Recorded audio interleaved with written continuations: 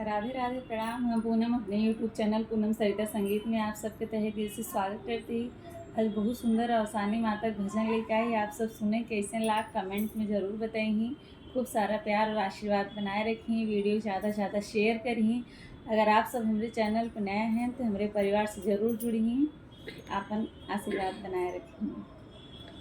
फेरी दाना जरिया एक बार है अवसानी मैया।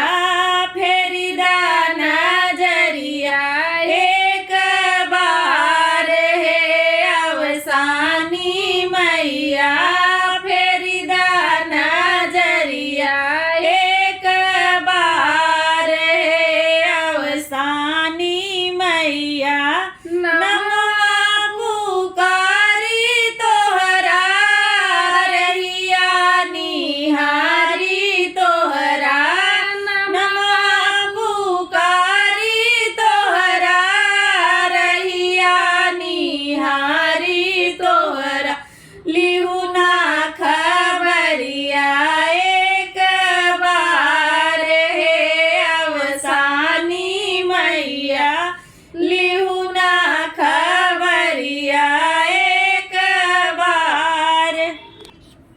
हे अवसानी मैया लिहू ना खबरिया एक बार। हे अवसानी मैया फेरी दाना जरिया एक बार। हे अवसानी मैया फेरी दाना जरिया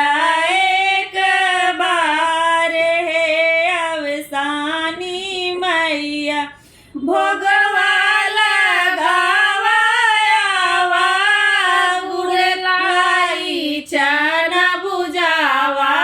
भोगवाला गावायावा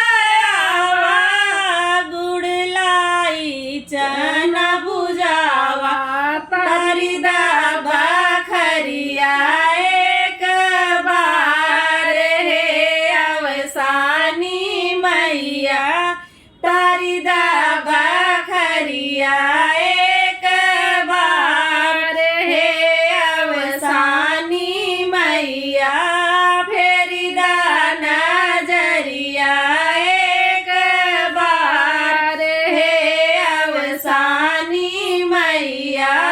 फेरी दाना जरिया एक बार है अवसानी मैया। सरिता भजनिया गावई जन जन तक पहुँचावई। पूनम भजनिया गावई जन जन तक पहुँचावई। सुनीला मायरिया एक बार है अवसानी मैया। सुनीला